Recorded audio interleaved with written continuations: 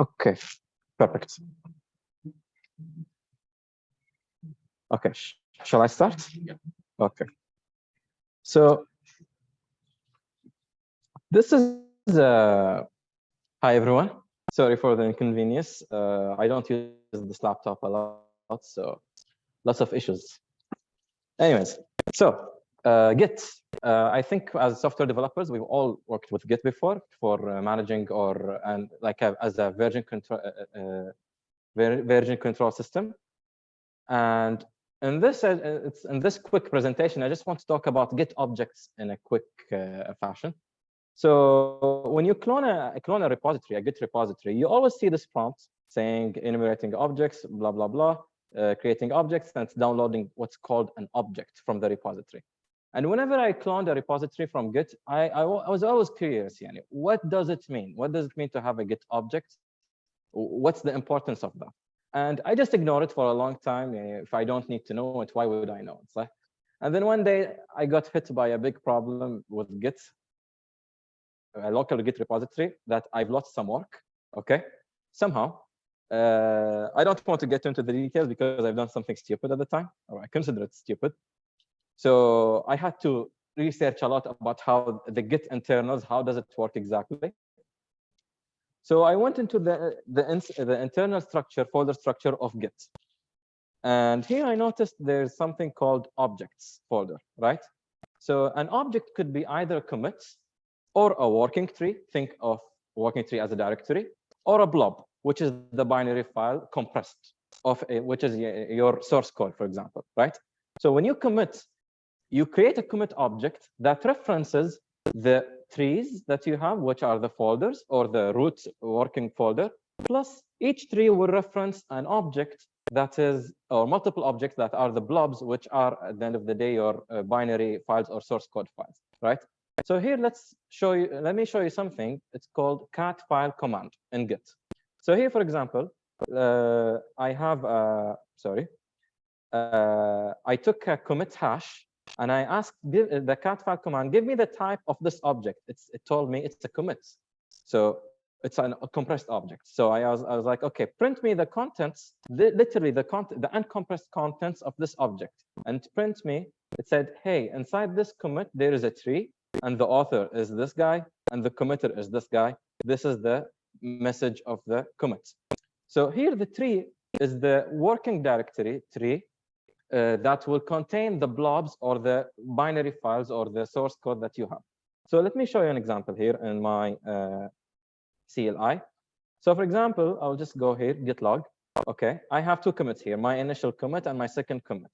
If I say, for example, git log, if I say ls, I have two files, A and hello, and I have a folder or a tree called function. So I'm in the main working tree.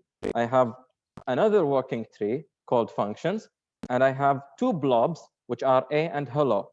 Each of these are objects. So within that commit that I was on, so for example, I go here, take this, take this object commit, say git cat file, print me the contents of this. I'll have a tree, right? And this tree have, this commit have a parent commit. So all of these data are concealed in this object file, okay? So the parent here in this case would be the previous commits of this second commit, right? Because I just viewed the contents of the second commit, right?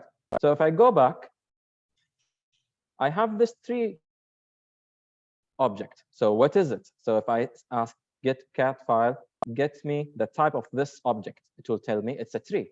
I'll be like, okay, so what's inside that tree? Print me what's inside that tree. I'll see it contains two blobs, which is the file A and hello, and another tree called functions. And so, for example, if I print, for example, cat, the file A, it contains hello world. If I ask git to print me cat file, it's a compressed object at the end of the day, right? So print me this file, it's also hello world. And you can just go like that recursively. For example, I have inside functions, it's a working tree. So I'll say, okay, print me what's inside this working tree. It's a function called JSA. I don't know why I named that, but so assume I will cut this one out. the one that is currently in my working directory. Sorry, I don't think I have any data inside it.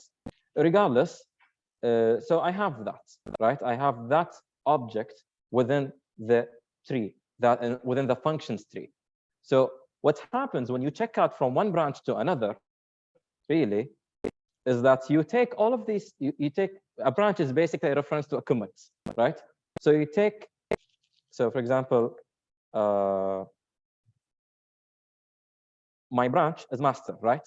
So if I say, if I just cat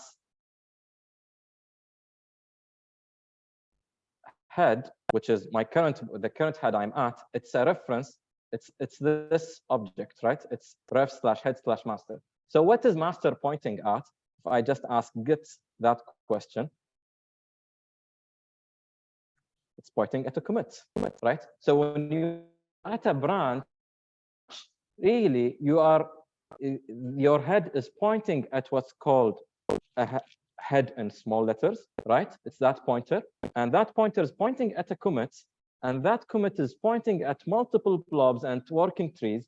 So when you check out from one branch to another, you're just taking all of these objects and compressing them and putting them in the root working directory, right?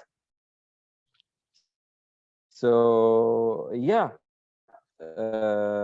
so you can notice all of your branches, they will be here, actually. Here, I only have one branch, master. So a branch really is just a reference to a commit. So this brings us to an interesting usage. So for example, if my head, this one, is pointing at, is pointing at a reference, that means, can I point it at any objects? Can I point it at a commit? Can I point my head instead of a branch? I can point it at a commit. Would that make sense? Well, turns out you can do that. This is called detached state. So for example, I can take here, my head is at the master branch. Let me just take this commit, which is the same commit that the master branch head is pointing at. I can just do git checkout to this commit. Now it's say switching to this object. You are in a detached head state. You can look around, make experimental changes, and commit them, but they will be discarded. Because really, to track those changes, you have to have a reference to that commit, and the reference to that commit is the branch. And if you're not at a branch, really, you're not saving that latest commits object ID, which is the hexadecimal number that you see here, right? So now let me just print the head. It's pointing at that object now. So really, you can point the head at any object, right? And you can see like the crazy stuff that you can do. I wish I had a whiteboard here to draw at this. Well, I can use it if that's fine with you guys. Okay, 1 second.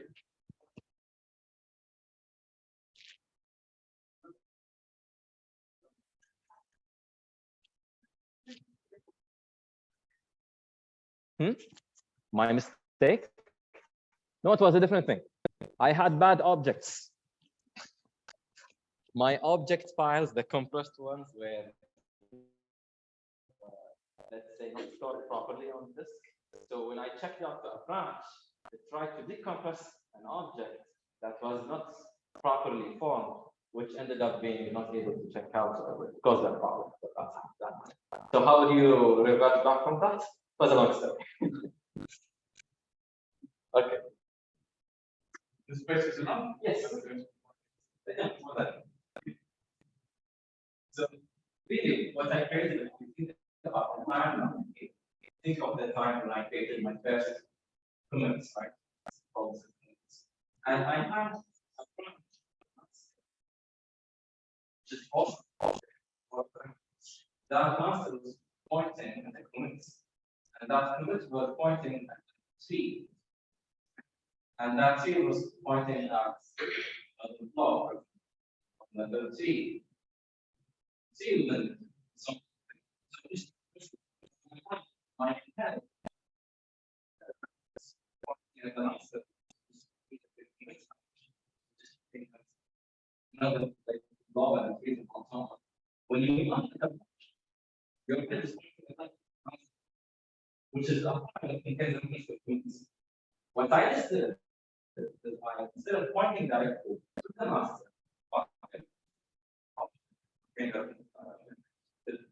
that's mistake. So when you commit, you create another commit that has a parent, okay? That master branch reference changes from this thing, pointing at this commit to this commit. And now when you commit to that, just show the master.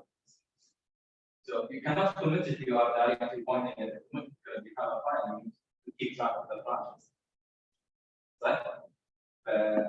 Yeah, Git Objects. Fun stuff. Thank you.